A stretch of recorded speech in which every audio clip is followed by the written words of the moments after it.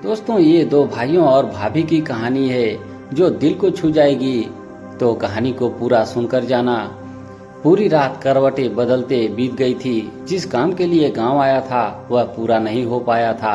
भैया से पैसे मांगने की कोशिश कई बार की, लेकिन हर बार भाभी ने बात को बड़ी सफाई से टाल दिया।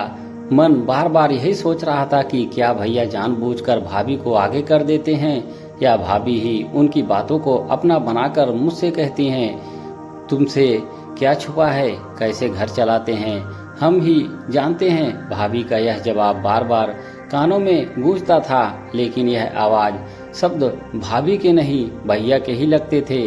घर की हालात देखकर मेरा दिल भर आता था। बच्चों के महंगे कपड़े और खिलौने, जबकि मेरे बेटे के पास वही पुराने रंग उड़े कपड़े। मन में एक खिन्नता थी और पत्नी उषा के ताने भी कानों में गूंज रहे थे, आपके हिस्से की खेती का हिसाब भी नहीं मांगते। इसी बेचैनी में सुबह हो गई। माँ की आवाज खिड़की से आई। जाग गया। आकर मेरे पेड़ पौधे देख, चाहकर भी मना नहीं कर पाया और बाहर निकला। गुस्से में माँ पर बरस पड़ा। घर में इतने लोग हैं, लेकिन पौधों में पानी आप ही डालती हैं। पाइप क्यों रखी है जब बाल्टी से ही पानी डालना है। बिना किसी प्रतिक्रिया के माँ ने अचानक मेरी जॉकेट की जेब में रुपयों का बंडल डाल दिया।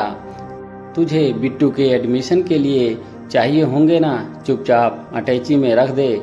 मेरा मन विचलित था। पहला सवाल यह था कि माँ को कैसे पता चला मुझे पैसे चाहिए, और दूसरा कि क्या ये पैसे भैया के लिए गए हैं। माँ ने मुस्कुराते हुए जवाब दिया, नहीं रे, दो पुरानी अंगूठियाँ थी, बेच दी। ये देखो, सबसे अच्छे फूल इसी पौधे में आते हैं जो तुम बीकानेर से लाए थे। माँ के इस अचानक विषय परिवर्तन से मन थोड़ा हल्का हुआ, लेकिन तभी भाभी पास आती दिखी।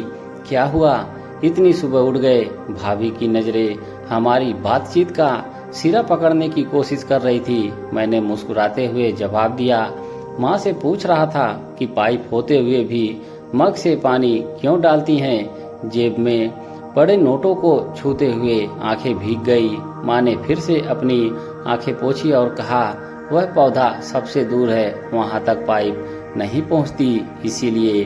दोस्तों, आपको कहानी कैसी लगी कमेंट बॉक्स में ज़रूर बताएं, और रोजाना ऐसी ही अच्छी अच्छी कहानियां सुनने के लिए हमारे चैनल को सब्सक्राइब करना ना भूलें, कि हमारे चैनल पर पारिवारिक कहानियां आपको सुनने को मिलती हैं।